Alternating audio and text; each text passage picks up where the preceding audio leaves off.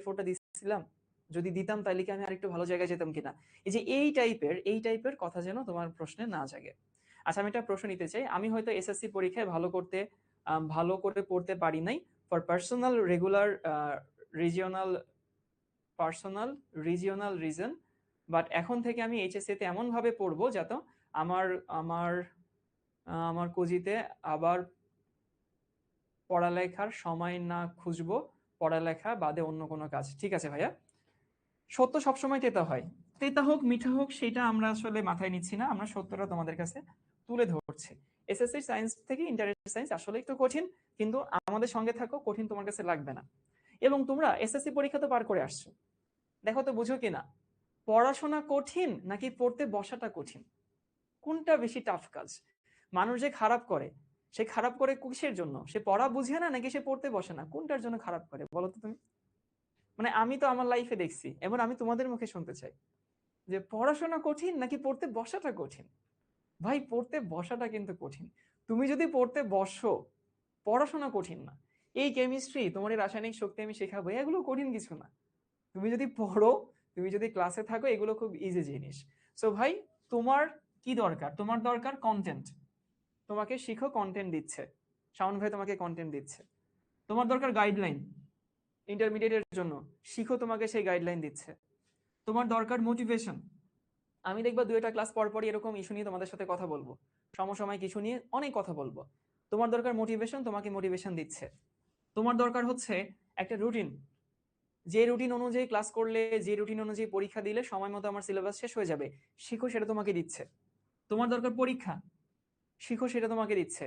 তোমার দরকার হচ্ছে একটা কি বলে, তোমার হচ্ছে একটা সিস্টেমেটিক ওয়ে, যে ওয়েতে আগালে আমার কলেজের সিলেবাসটা শেষ হয়, একাডেমিক অ্যাডমিশন, তোমাকে সেটা শিখো দিচ্ছে।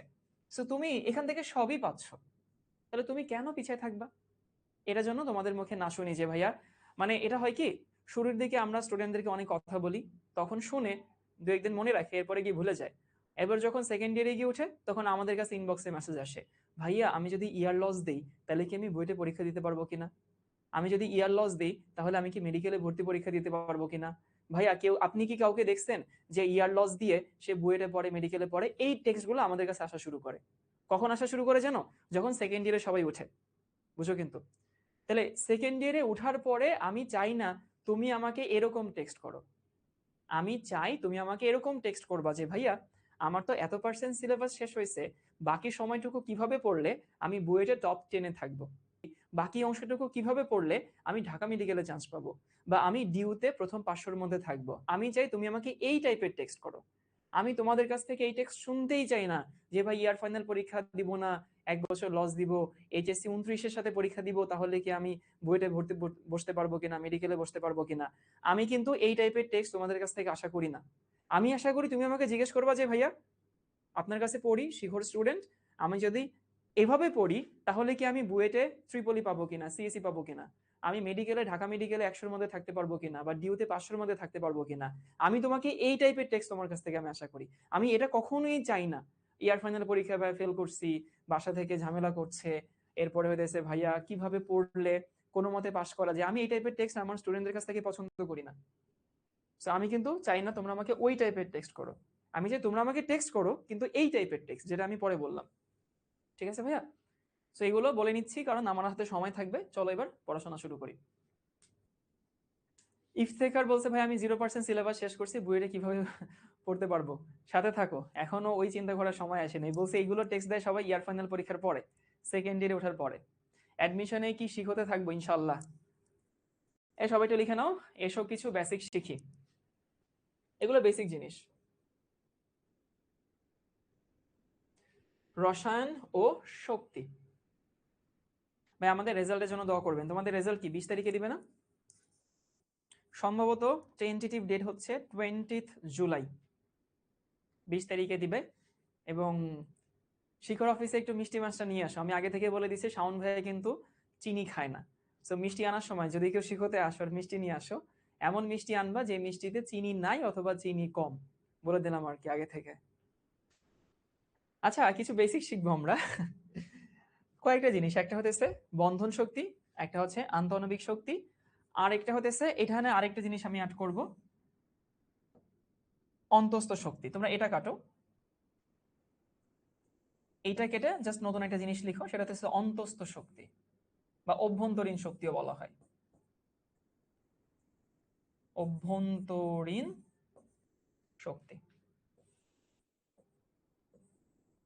Internal energy. Sweet without sweet, হ্যাঁ।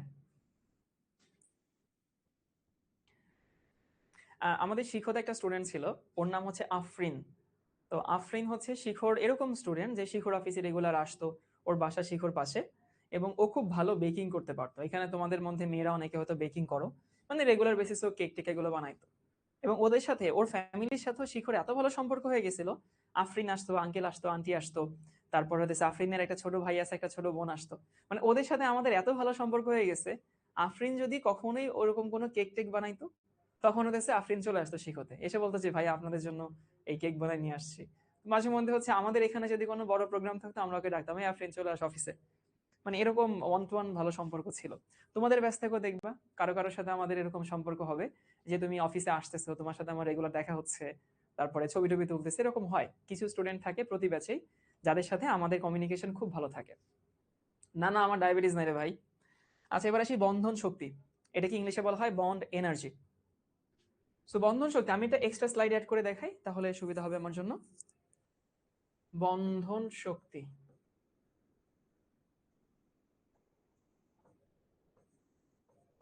Bond energy.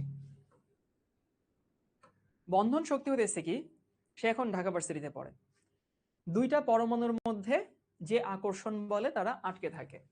সো দুটি পরমাণুর মধ্যে, দুটি পরমাণুর মধ্যে আকর্ষণ বল, সেটাকে বলা হয় বন্ধন শক্তি, আকর্ষণ বল। যেমন ধরো এখানে একটা হাইড্রোজেন আছে, এখানে একটা হাইড্রোজেন আছে, এই যে একটা হাইড্রোজেন আরেকটা হাইড্রোজেনের সাথে যে আকর্ষণ বলে যুক্ত থাকে, সেটাকে বলা হয় হতেছে বন্ধন শক্তি। এই অন্য কথা না, এবার আমরা পড়াশোনায় ফেরত আসি। তাহলে বন্ধন শক্তি মানে বন্ধনে আবদ্ধ, আমি এগুলো লিখে নেই, জাস্ট ছোট করে তোমাদেরকে বলছি যে এখানে দুইটা পরমাণুর মধ্যে আকর্ষণ বল, যে দুইটা পরমাণুর মধ্যে বন্ধন আছে এবং সেই বন্ধন মানে কি একটা আকর্ষণ না, সেই আকর্ষণটাকে বলা হয় বন্ধন শক্তি। যেমন এই হাইড্রোজেনের সাথে এই হাইড্রোজেনের বন্ধন শক্তিকে আমরা হাইড্রোজেনের বন্ধন শক্তি বলি। তারপরে দেখো অক্সিজেনের সাথে অক্সিজেনের যে বন্ধন শক্তি, এই যে এটা হতেছে একটা অক্সিজেন পরমাণু আরেকটা অক্সিজেন পরমাণুর সাথে যে বন্ধন শক্তি বা যে আকর্ষণ দিয়ে যুক্ত, তাকে বলা হয় বন্ধন শক্তি। এটা এমন হইতে পারে নাইট্রোজেনের মধ্যে হইতে পারে। তাহলে এই যে দুইটা নাইট্রোজেন যে একসাথে আছে, একটা শক্তি দিয়ে আছে না, সেটাকে বলা হয় বন্ধন শক্তি। দুইটা হাইড্রোজেন যে একসাথে আছে, সেখানে একটা শক্তি আছে, ইংলিশে বলা হয় জয়িতা, বন্ড এনার্জি। ভাইয়া বন্ড এনার্জি, যদি আমি কখনো ইংলিশ টার্মটা মিস করে যাই তুমি আমাকে মনে করাই দিও। সো দুইটা atom, the the attraction force between two atoms we call it bond energy. তাহলে দুইটা নাইট্রোজেনের মধ্যে, দুইটা হাইড্রোজেনের মধ্যে, দুইটা অক্সিজেনের মধ্যে যে শক্তি দিয়ে আটকে থাকে, সেটাকে বলা হয় বন্ড এনার্জি। এখন আমাকে বলো তো কাঁচা বাচ্চারা, এই বন্ড এনার্জি কি আন্ত আণবিক নাকি অন্ত আণবিক, মানে ইন্টার নাকি ইন্ট্রা? আমি একটু বলে দিই, এটা কিন্তু অন্ত অণু। অন্ত অণু, অন্ত অণু মানে একই অণুর মধ্যে। ক্লিয়ার সবার কাছে? বুঝিয়ে আছি ভাইয়া? তাহলে বন্ধন শক্তি ডেফিনেশন হতেছে ইন্ট্রা, এটাকে ইন্ট্রা বলে, আন্ত না, আন্ত না। এই যারা আন্ত আর অন্ত বুঝো না, বুঝা দিচ্ছি। একটা হচ্ছে অন্ত, অন্ত মানে তোমাদের অন্তর ভাইয়া না, অন্ত মানে অন্য জিনিস, এটাকে বলা হয় ইন্ট্রা। আরেকটা হতেছে আন্ত, আন্তকে ইংলিশে বলা হয় ইন্টার। এখন এর মধ্যে পার্থক্য কি? এই যে অন্ত মানে হচ্ছে মধ্যে, ভেতরে, আর আন্ত মানে পাশাপাশি। তোমরা এই অন্ত আন্ত শব্দগুলো কোথায় বেশি শুনো জানো? বেশি শোনা হতেছে যারা ট্রেনে চড়ো, দেখছো না ইন্টারসিটি, এই ইন্টারসিটি ট্রেন তো দেখছি, ইন্টারসিটি বা আন্তনগর ট্রেন। ইন্টারসিটি মানে পাশাপাশি, মানে ধরো যে ট্রেনটা খুলনা থেকে ঢাকাতে যায়, সেটা হতেছে ইন্টারসিটি ট্রেন। অথবা যদি বলা হয় যে আন্ত স্কুল ক্রিকেট টুর্নামেন্ট বা আন্ত স্কুল ফুটবল টুর্নামেন্ট, তখন বুঝে তোমার স্কুলের সাথে পাশের একটা স্কুলের খেলা। আর যদি বলা হয় ইন্ট্রাসিটি, তাহলে বুঝায় ঢাকার মধ্যেই ধরো হতেছে এই যে মেট্রো রেল, মেট্রো রেল হতেছে ইন্ট্রাসিটি। ওই ভাই মতিঝিল থেকে উত্তরা পর্যন্ত যায়, ও তো ঢাকার বাইরে যায় না। অথবা যদি বলা হয় ইন্ট্রা সিটি ক্রিকেট টুর্নামেন্ট বা ইন্ট্রা স্কুল ক্রিকেট টুর্নামেন্ট, সেটা বোঝায় তোমার স্কুলে ধরো এক সেকশনের সাথে অন্য সেকশনের, ক্লাস 10-এর সাথে ক্লাস 9-এর। সবাই কি বুঝতে পারছি?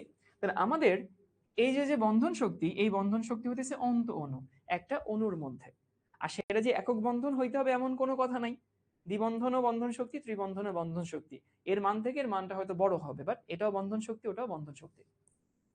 বুঝতে পারছি ভাইয়া? ক্লিয়ার এই পর্যন্ত? কমেন্ট করো সবাই। তাহলে অণুর মধ্যে দুইটা পরমাণুতে যে বন্ধন বলে আবদ্ধ থাকে বা যে আকর্ষণ দিয়ে আবদ্ধ থাকে সেই শক্তিকে বলা হয় বন্ধন শক্তি। এটা আমাদের কাজে লাগবে। আরেকটা জিনিস হতেছে আন্তঃআণবিক শক্তি বা আন্তঃআণবিক বল।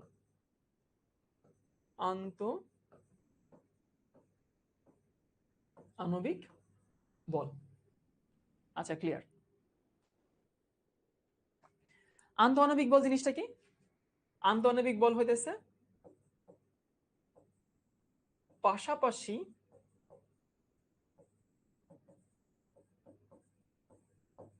অণুর মধ্যে যে আকর্ষণ বল, যে আকর্ষণ বল।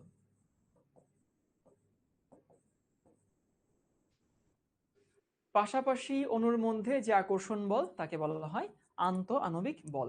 যেমন ধরো এই যে এখানে একটা হাইড্রোজেন আছে, হাইড্রোজেন অণু, আর এই একটা হাইড্রোজেন অণু আছে। তাহলে আমার কাছে দুইটা হাইড্রোজেন অণু আছে, এই একটা হাইড্রোজেন অণু আর এই একটা হাইড্রোজেন অণু। এখন এদের মধ্যে যে আকর্ষণ বলটা থাকে সেটাকে বলা হইতেছে আন্তঃআণবিক বল। এটা আমাদের এই চ্যাপ্টারে আসলে কোনো কাজে লাগবে না। কেন তোমাদেরকে শিখাইলাম, কারণ এইটার সাথে এইটা বললে স্টুডেন্টদের কনসেপ্টটা ক্লিয়ার হয়। ইফতেখার বলছে সমযোজীর মধ্যে, ইফতেখার গুড। ইফতেখার যে প্রশ্নটা করছে সেই প্রশ্ন নিয়ে আমি কথা বলবো। আমি এক্সপেক্ট করছিলাম যে এই প্রশ্নটা কেউ একজন করে। Thank you Iftekhar. বন্ধন শক্তি কি যৌগের মধ্যে হবে না ভাইয়া? হ্যাঁ ভাইয়া, বন্ধন শক্তি যৌগের মধ্যে হয়। ইফতেখার প্রশ্নটা করছে হচ্ছে এইটা যে ভাইয়া এই যে বন্ধন শক্তি বা আন্তঃআণবিক বল, এইটা আসলে কি সমযোজী অণুর ক্ষেত্রে হিসাব করা হয় কিনা? ইফতেখার সবার জন্য হিসাব করা যায়। একটা আয়নিক যৌগের ক্ষেত্রে বন্ধন শক্তি আছে, কিন্তু তোমার এই লেভেলে, তোমাদের কলেজ লেভেল পর্যন্ত বন্ধন শক্তি বলতে সমযোজী অণুর মধ্যে বন্ধন শক্তি কি ধরে নিবা। বুঝতে পারছি? প্রতিটা জিনিসের একটা কনভেনশন থাকে না, একটা প্রচলন থাকে না। সো প্রচলিত নিয়ম অনুযায়ী বন্ধন শক্তি বলতে সমযোজী বন্ধন শক্তি বোঝায়। আন্তঃআণবিক শক্তি বলতে সমযোজী অণুসমূহের মধ্যে আকর্ষণ বলকে বোঝায়। বুঝতে পারছি? ভাইয়া বন্ধন শক্তির সংজ্ঞাটা আবার বলেন। এই যে বন্ধন শক্তির সংজ্ঞা তো লিখাই আছে।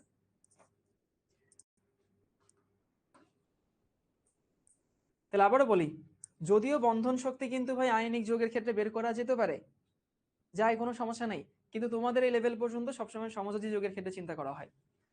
আর আরেকটা হইতেছে অভ্যন্তরীণ শক্তি। অভ্যন্তরীণ শক্তি। অভ্যন্তরীণ শক্তি হইতেছে সিস্টেমের মোট শক্তি। মোট শক্তি বলতে কি? মোট শক্তি মানে হইতেছে বিভব শক্তি, বিভব শক্তি প্লাস গতি শক্তি। লিখে নাও, আমি বুঝাই দিচ্ছি। বন্ধন শক্তি কি একই অণুর মধ্যেই হবে? হ্যাঁ, একই অণুর মধ্যে হবে। বন্ধন শক্তি কি স্যার? এগুলো আমরা রাসায়নিক বন্ধন অধ্যায়ে ভালো করে পড়েছি। আচ্ছা, গুড, ভালো করে পড়ছো, রিভিশন হয়ে যাচ্ছে, খুবই ভালো জিনিস। ভাইয়া আন্ত অণু কি আরেকবার বলেন। সুমাইয়া, আন্ত অণু মানে হতেছে পাশাপাশি অণু। সুমাইয়া বোধহয় দেরি করে ক্লাসে জয়েন করছো। এই যে তোমাদেরকে আন্ত অন্ত অনেকক্ষণ ধরে শিখাইছি। কখনো কোনো সেমিনার, কোনো মিটিং এ প্রথম অংশটুকু মিস করবা না। প্রথম অংশটুকু মিস করলে ঝামেলা হয়ে যায়। ওই সেমিনার কোন ভাইবে চলতেছে, কোন ওয়েতে চলতেছে, এটা বোঝা যায় না। আচ্ছা, আমরা দেখলাম যে একটা হইতেছে বন্ধন শক্তি হইতেছে সমযোজী অণুতে একটা পরমাণু আরেকটা পরমাণুর সাথে যে আকর্ষণ দিয়ে আকৃষ্ট বা যে আকর্ষণ দিয়ে আটকানো থাকে বা যে আকর্ষণ বল থাকে তাকে বলা হয় বন্ধন শক্তি। ওকে। আন্তঃআণবিক বল কি? একটা অণুর সাথে পাশাপাশি আরেকটা অণুর যে আকর্ষণ বল তাকে বলা হয় আন্তঃআণবিক শক্তি। আমাদের এই চ্যাপ্টারের জন্য এইটা কাজে লাগবে না, ওইটা কাজে লাগবে। আর আমাদের এই চ্যাপ্টারের জন্য এটা কাজে লাগবে। অভ্যন্তরীণ শক্তি জিনিসটা কি? অভ্যন্তরীণ শক্তি বলতে বোঝায় সিস্টেমের মোট শক্তি। এখন এই সিস্টেম কি? তুমি ধরো কোনো একটা সিলিন্ডারের মধ্যে কোনো গ্যাস রাখছো, একটা সিলিন্ডারের মধ্যে যদি গ্যাস রাখো, ওই পুরো সিলিন্ডারের যে আয়তনটা, সেই আয়তনটা হচ্ছে তোমার সিস্টেম। তুমি ধরো ওই সিলিন্ডারটা ছোট না রেখে বড় একটা জিনিস তুমি চিন্তা করছো, বড় একটা পাত্র, তখন ওই বড় পাত্রটাই হচ্ছে তোমার সিস্টেম। মানে যার মধ্যে ঘটনা ঘটে সেটা হচ্ছে সিস্টেম। ধরো আমি ইমাজিন করতেছি যে আমাদের পরিপাক তন্ত্র নিয়ে আমি কথা বলবো, তখন সিস্টেম কি? আমাদের হিউম্যান বডিটা। আমি যদি গ্লোবাল ওয়ার্মিং নিয়ে কথা বলি, মানে হতেছে যে গ্লোবাল ওয়ার্মিং এর বাংলা কি? বৈশ্বিক উষ্ণায়ন। সো বৈশ্বিক উষ্ণায়ন যদি আমি কথা বলি, তাহলে সিস্টেম কি? পুরো দুনিয়াটা সিস্টেম, পৃথিবীটা সিস্টেম হিসেবে কাজ করে। সো নর্মালি চিন্তা করো যে আমার কাছে একটা গ্যাসের সিলিন্ডার আছে, গ্যাসের সিলিন্ডারের মধ্যে আমি কোনো কিছু কিছু গ্যাস রেখে দিছি এখানে। ইমাজিন করো যে কিছু গ্যাস রেখে দিছি। আচ্ছা, সৌরভ বলছে নাইট্রোজেনের পরে 3টা দাগ কেন? সমান চিহ্ন। ওরে সৌরভ রে ভাই, দাঁড়াও। এই সৌরভ একটা প্রশ্ন করছে যে নাইট্রোজেনের এখানে 3টা দাগ কেন? সৌরভ, নাইট্রোজেন তো একটা নাইট্রোজেন আরেকটা নাইট্রোজেনকে 3টা সমযোজী বন্ধন দিয়ে আটকানো থাকে। এটা কিন্তু তোমাদের এখন এসে জানা উচিত। তো এটা কিন্তু সমান সাইন না ভাই। অক্সিজেনের সাথে অক্সিজেনের দ্বিবন্ধন থাকে, নাইট্রোজেনের সাথে নাইট্রোজেনের ত্রিবন্ধন থাকে। 3টা দাগ দিছি, সমান দিছি, এগুলো না বন্ধন ওগুলা। নাইট্রোজেনের যোজনী 3। ভাই ধাতু ধাতু কি সমযোজী? জিশান, না রে বাবা। অধাতু আর অধাতু মিলে সমযোজী বন্ধন তৈরি করে, ধাতু ধাতু মিলে সমযোজী হয় না। অধাতু অধাতু মিলে সমযোজী বন্ধন তৈরি করে। এখন ধরো আমি এই যে সিলিন্ডারের মধ্যে কিছু গ্যাস রেখে দিছি। আচ্ছা, এই গ্যাসের একটা গতিশক্তি আছে না? গ্যাস গতিশীল না? অণুগুলা, গ্যাসের অণুগুলো তো গতিশীল। তাহলে গ্যাসের অণুগুলো গতিশীল হইলে গ্যাসের একটা কি থাকে? গ্যাসের একটা গতিশক্তি থাকে। আবার এদের মধ্যে কিছু বিভব শক্তিও থাকে। সো কিছু বিভব শক্তি যদি থাকে, সেটা তুমি কলেজে গিয়ে শিখবা, ফিজিক্সে শিখবা যে বিভব শক্তি কই থেকে আসে। এই দুটো যোগফলকে বলা হয় ইন্টারনাল এনার্জি বা অন্তস্থ শক্তি। বন্ধন শক্তির সাথে কিন্তু অন্তস্থ শক্তির সম্পর্ক নাই, বন্ধন শক্তির সাথে অন্তস্থ শক্তির সম্পর্ক নাই। তাহলে আমি যদি লং স্টোরি শর্ট বলি, আমরা 2টা বা 3টা শক্তি শিখলাম। একটা হচ্ছে বন্ধন শক্তি। তো বন্ধন শক্তি হইতেছে যে একটা অণুতে পরমাণুগুলো যে আকর্ষণ দিয়ে যুক্ত থাকে, অণুতে পরমাণুগুলো যে আকর্ষণ বল দিয়ে যুক্ত থাকে, তাকে বলা হয় বন্ধন শক্তি। আন্তঃআণবিক শক্তি হইতেছে একটা অণুর সাথে পাশাপাশি আরেকটা অণুর মধ্যে যে আকর্ষণ বল থাকে, তাকে আন্তঃআণবিক শক্তি বলে। আর অভ্যন্তরীণ শক্তি হইতেছে একটা সিস্টেমের মোট শক্তি, একটা গ্যাসের সিলিন্ডারের মোট শক্তি। মোট শক্তি মানে কি? বিভব শক্তি প্লাস গতি শক্তি। এবার আমরা একটু এখানে আসি, এটা তো আমরা দেখেই ফেললাম। এবার এখানে আসি, রাসায়নিক বিক্রিয়ায় শক্তির রূপান্তর। আচ্ছা, তোমরা কি এইটা জানো যে ফার্স্ট ল অফ থার্মোডাইনামিক্স? কেউ কি বলতে পারবে এটা কি? First law of thermodynamics, anyone? এটা কি? থার্মোডাইনামিক্স,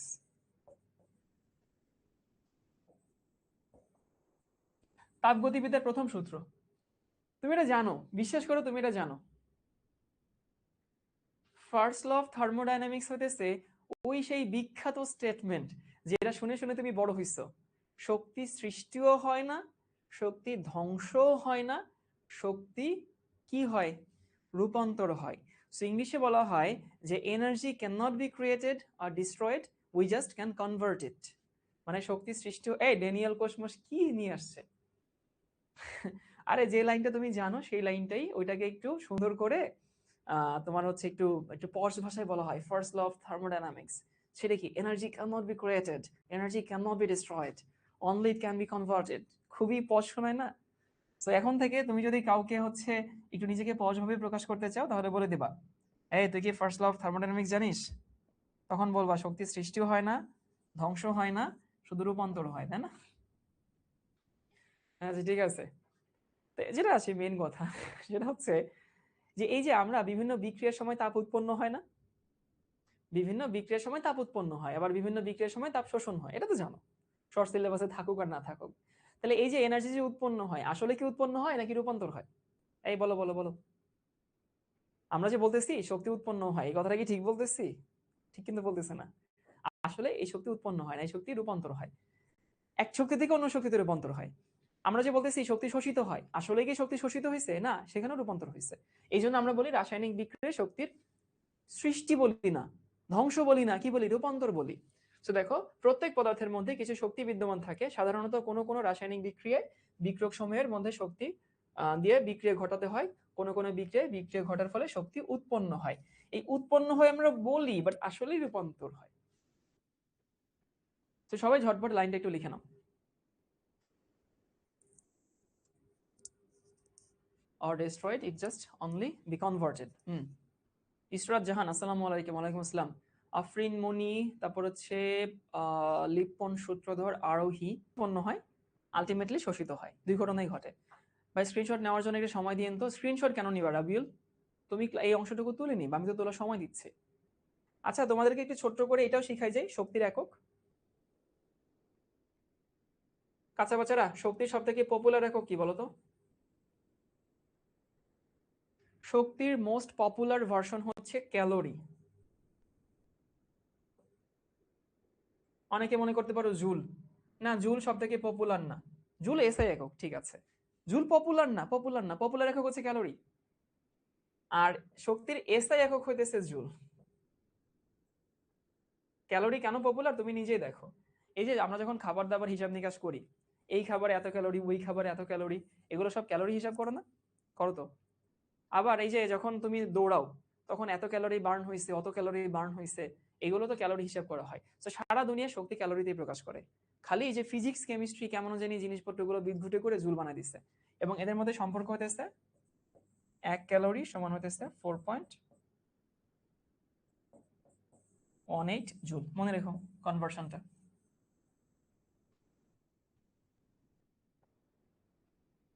ভাইয়া শক্তি মৌল যৌগ উভয়ের ক্ষেত্রেই প্রযোজ্য? H2 তো মৌল। তৌফিক H2 মৌল না, H2 যৌগ।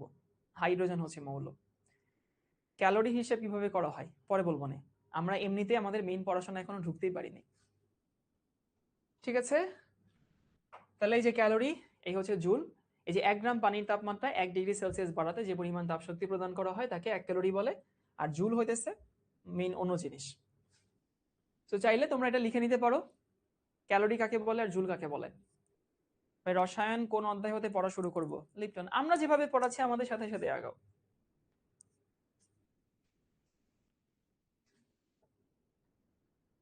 কে জানি জিজ্ঞেস করলাম না মাত্র যে ক্যালোরি কাকে বলে। 1 গ্রাম পানির তাপমাত্রা 1 ডিগ্রি সেলসিয়াস বাড়াতে যে পরিমাণ তাপ শক্তি প্রদান করা হয় তাকে বলা হয় 1 ক্যালোরি। আর জুল হইতেছে তো জানোই, ওই যে W সমান Fx। যে কোনো বস্তুর উপর 1 নিউটন বল প্রয়োগ করলে আমি যদি বলের দিকে 1 মিটার সরণ ঘটে তাহলে তার জন্য প্রয়োজনীয় কাজকে বলা হয় 1 জুল।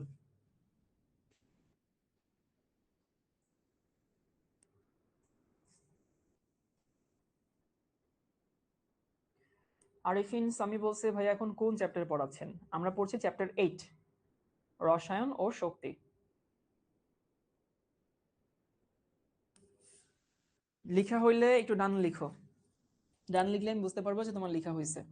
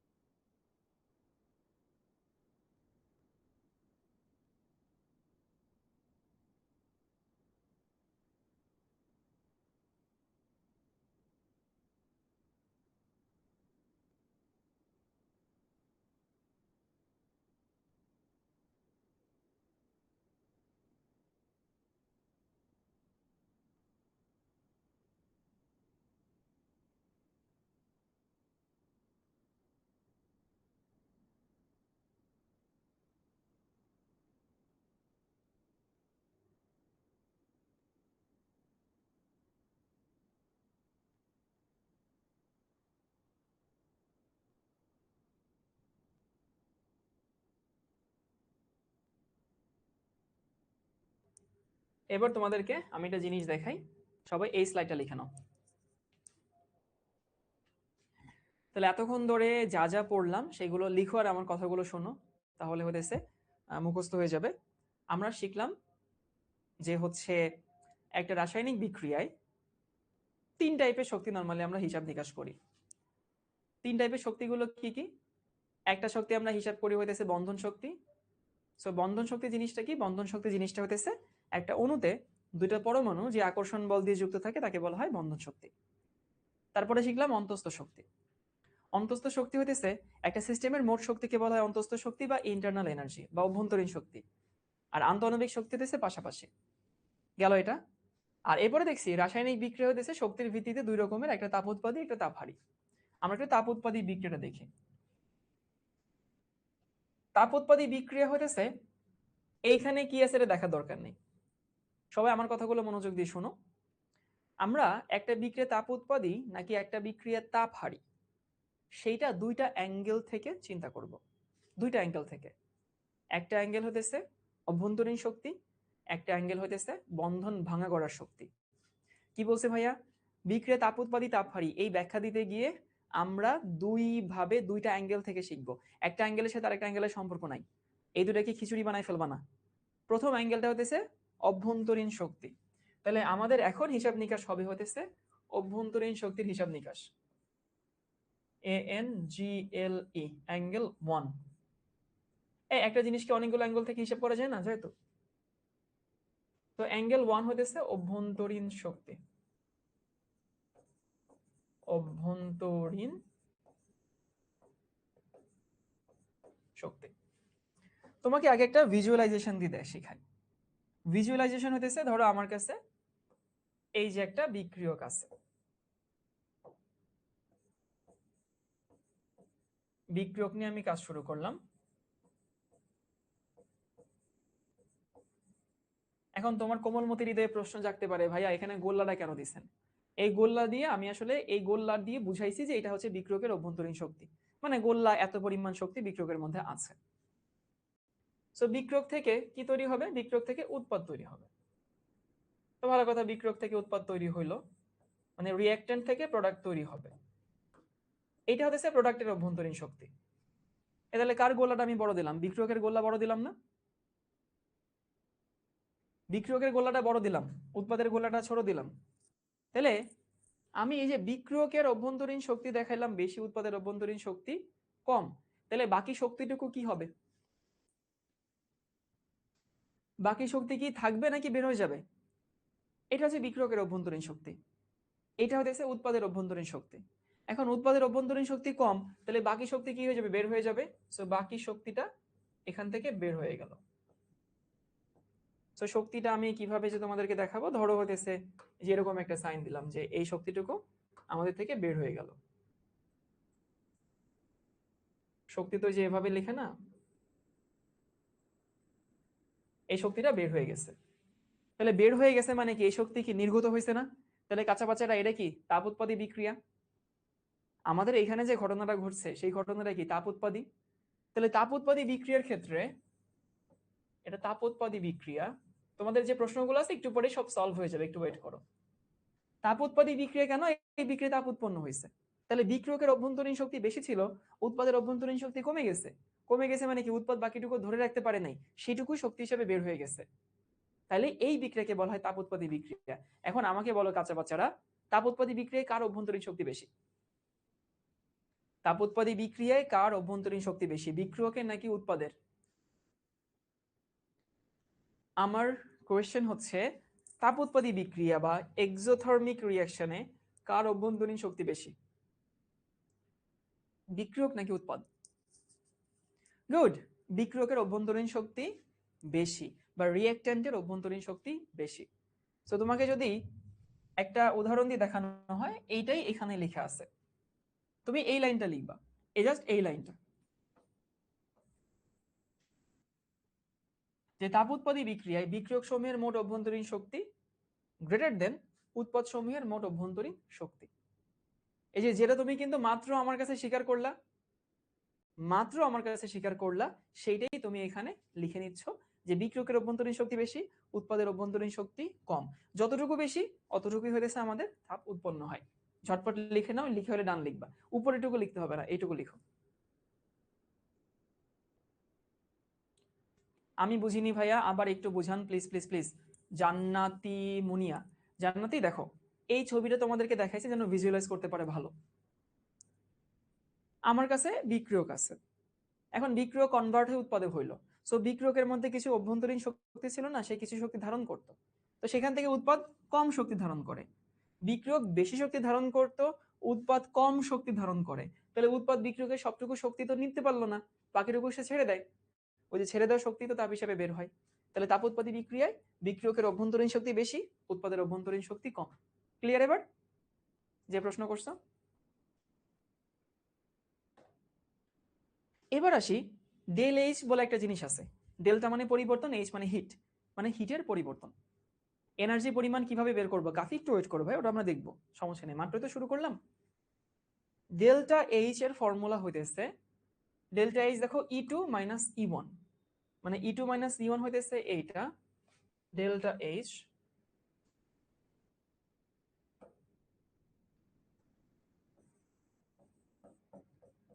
ডেল এইচ সমান হতেছে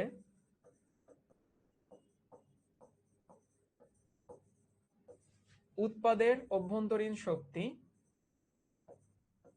অভ্যন্তরীণ শক্তি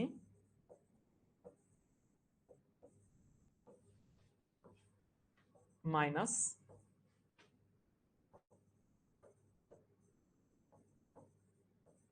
বিক্রিয়কের অভ্যন্তরীণ শক্তি, অভ্যন্তরীণ শক্তি। ভাই যদি উৎপাদের অভ্যন্তরীণ শক্তির পরিমাণ হ্রাস হয় তাহলে কি হবে দেখবো ভাই, একটু দেখবো। তোমাদের ম্যাক্সিমাম প্রশ্নের উত্তরই হইতেছে সামনে থাকে, সেই প্রশ্নগুলো করো। আচ্ছা, তাহলে ডেল এইচ মানে বিক্রিয়কের উৎপাদের অভ্যন্তরীণ শক্তি মাইনাস বিক্রিয়কের অভ্যন্তরীণ শক্তি। এখন দেখো তো ভাই, তাপ উৎপাদী বিক্রিয়ায়, তাপ উৎপাদী বিক্রিয়ায় এই যে এটা বেশি না, তাপ উৎপাদী বিক্রিয়া ডেল এইচ এর মানের ক্ষেত্রে যে এটা বড় না, এটা বড় হলে মানটা কি আসবে, মাইনাস আসবে। তো এটা বড় যদি মাইনাস আসে, আমি বলতে পারি যদি তাপ উৎপাদী বিক্রিয়া হয় ডেল এইচ এর যে মান, সেই মানটা কি হয়, নেগেটিভ হয়, কারণ ওইটা বড় এটা ছোট, তাহলে মান অটোমেটিক্যালি কি আসবে, নেগেটিভ আসবে। সালমান শাহ বলছে এটা হচ্ছে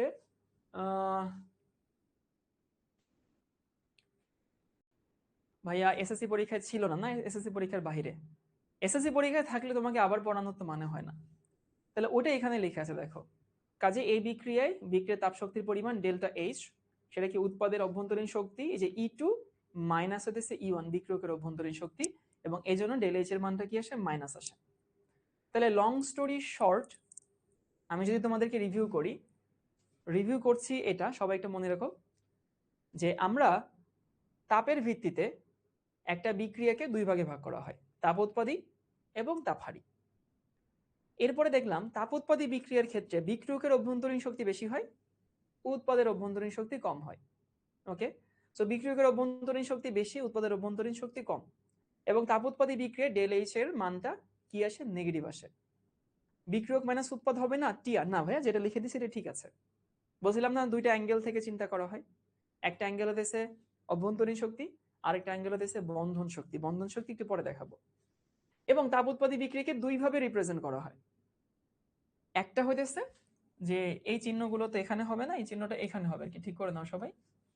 তুমি চাইলে উৎপাদের সাথে প্লাস হিসেবে দেখাতে পারো, অথবা তুমি চাইলে ডেল এইচ এর মান মাইনাস দিয়েও দেখাতে পারো, একই কথা, দুই ভাবে রিপ্রেজেন্ট করা হয়। নুজাদ, ডেল এইচ এর ফর্মুলাটা মনে রাখো, ডেল এইচ এর ফর্মুলা হইতেছে উৎপাদের অভ্যন্তরীণ শক্তি মাইনাস বিক্রিয়কের অভ্যন্তরীণ শক্তি। নেগেটিভ মানটা কিভাবে বের করব, সুবাইতা একটু ওয়েট করো ভাইয়া, ডেল এইচ এর মান বের করার ফর্মুলা আমরা করব, ম্যাথও করব, আগে যেটুকু বুঝাইছি সেটুকু বুঝো। তোমাদের যে প্রশ্নগুলো করছো না, তার 90% প্রশ্ন হচ্ছে 2 মিনিট পরে পড়াবো, 10 মিনিট পরে পড়াবো, সেরকম প্রশ্ন।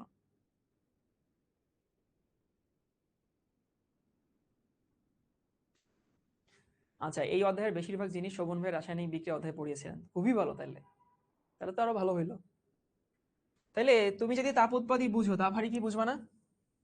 তাপহারী কি আর লেখা দরকার আছে? সো লিখে নাও, তাপহারী বিক্রিয়ায় জাস্ট উল্টা ঘটনা ঘটে, যে এখানে বিক্রিয়কের অভ্যন্তরীণ শক্তি লেস দেন উৎপাদের অভ্যন্তরীণ শক্তি, এবং এখানে ডেল এইচ এর মানটা কি আসে, পজিটিভ আসে। জাস্ট এই উদাহরণ দুটো লিখে নাও, আর কিছু লিখতে হবে না।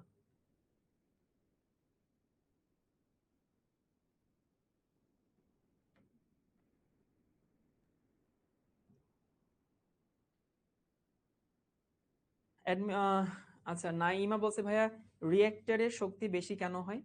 শক্তি বেশি কেন হয় এটা আসলে প্রশ্ন না। শক্তি যদি বেশি হয় তাহলে তাপ উৎপাদী হয়। স্যার অ্যাডমিশনের পড়া কবে শুরু হবে? কোন অ্যাডমিশনের কথা বলতেছো?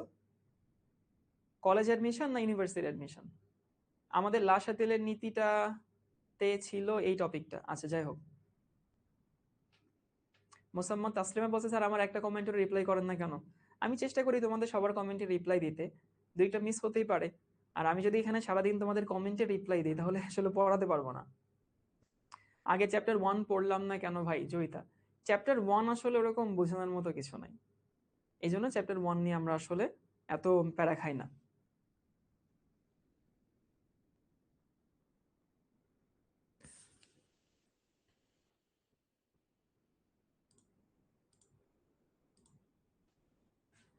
আচ্ছা, একজন জিজ্ঞেস করছে ভাইয়া একই বিক্রিয়ায় একই সাথে তাপ উৎপাদী তাপহারী হইতে পারে না?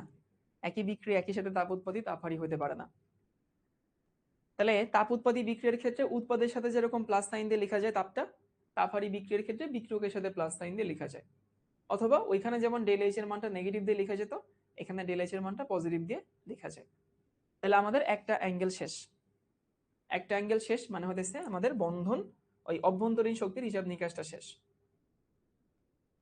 আচ্ছা, কলেজ অ্যাডমিশনের ক্লাস, কলেজ অ্যাডমিশনে কি আসে? কলেজ অ্যাডমিশনে তো এই জিনিসগুলোই আসে। তো তোমার কাছে কেন মনে হচ্ছে যে কলেজ অ্যাডমিশনের ক্লাস শুরু হয়নি? ও ক্লাস আলাদা করে শুরু হবে, কিন্তু এই ক্লাসগুলোকে হচ্ছে তোমার কলেজ অ্যাডমিশনে লাগবে না বা এগুলো অন্য পড়াশোনা, সেটা মনে করার কোনো কারণ নাই, এগুলো কলেজ অ্যাডমিশনে কাজে লাগবে।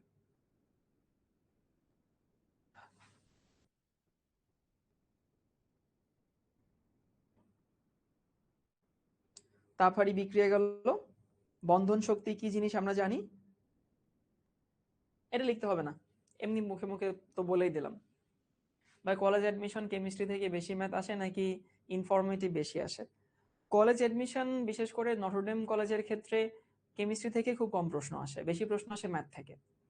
মানে আমার মোটামুটি মনে আছে যে আমার সময় তোমার হচ্ছে 50 মার্কসের প্রশ্ন আসছিল, তার মধ্যে 32ই ম্যাথ আসছিল। আর 4টা ম্যাথ আসছিল, 4-এ 32। এবং আমাদের যে বন্ধুরা চান্স পাইছিল সবার কাছে শুনছি যে যারা আসলে, আমি 3টা ম্যাথ সলভ করতে পারছিলাম, যারা 2টা ম্যাথ সলভ করতে পারছে এদের মোটামুটি চান্স হয়ে গেছে। জেসমিন বলছে ভাইয়া তাপ উৎপাদীটা ভালোভাবে বুঝতে পারলেও তাপ হারিটা বুঝতে পারি নাই, প্লিজ প্লিজ ওইটা একটু বুঝান। জেসমিন, তুমি কি স্মার্ট হইতে চাও না তুমি খ্যাত থাকতে চাও বলো তো? যদি তুমি স্মার্ট হইতে চাও তাহলে তোমাকে আমি স্মার্ট ভাবে বলতেছি। স্মার্টনেস হচ্ছে তাপ উৎপাদী বিক্রিয়ায় যা যা হয় তাপহারী বিক্রিয়ায় তার উল্টা উল্টা হয়। যারা বলদ, যারা খ্যাত, তারা করে কি আলাদা করে তাপ উৎপত্তির জিনিসগুলো মুখস্থ করে, আলাদা করে তাপহারী জিনিসগুলো মুখস্থ করে, ওরা দুনিয়ার বলদ। আমি তো তোমাকে সেই বলদের দলে রাখবো না। ভাই তাপ উৎপাদী বিক্রিয়ায় বিক্রিয়কের অভ্যন্তরীণ শক্তি বেশি, তাহলে তাপহারী বিক্রিয়ায় উৎপাদের অভ্যন্তরীণ শক্তি বেশি, সিম্পল। তাপ উৎপাদী বিক্রিয়ায় ডেল এইচ এর মান মাইনাস হয়, তাপহারী বিক্রিয়ায় ডেল এইচ এর মান প্লাস হবে। তাপ উৎপাদী বিক্রিয়ায় উৎপাদের সাথে প্লাস দিয়ে আমরা লিখতাম, তাপহারী বিক্রিয়ায় বিক্রিয়কের সাথে প্লাস দিয়ে লিখতাম। এখানে বোঝার কিছু নাই। তুমি যদি এখানে বুঝতে চাও তাহলে ওই যে তুমি স্মার্টনেসের ওই আওতা থেকে বের হয়ে গেলা। বুঝতে পারছি? তো যে জিনিস একটা পারলে ভাই, জারণ যদি পারি বিজারণ আমি এমনি পারবো, তাহলে আমি কেন বিজারণ শুধু শুধু আলাদা করে পড়বো, আলাদা করে শিখবো?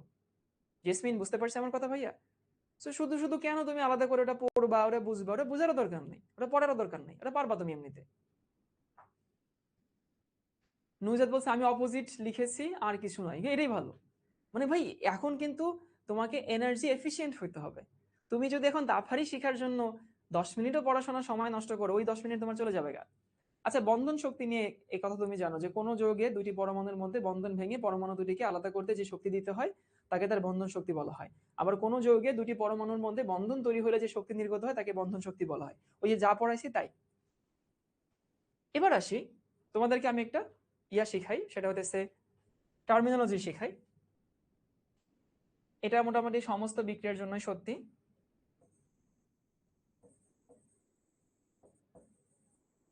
Chemical reaction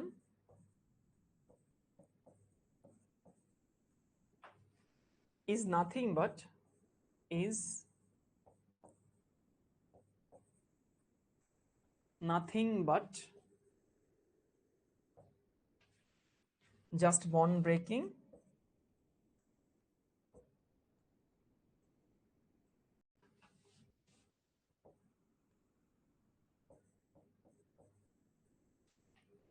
and bond forming and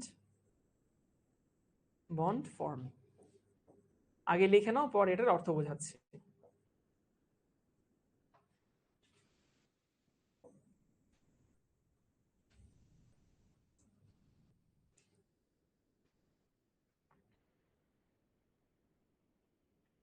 সাকিবুন Nahar বলছে এই দুইটা তো দুইটার বিপরীত, তাই না ভাইয়া? হ্যাঁ, একদম একটার একটার বিপরীত।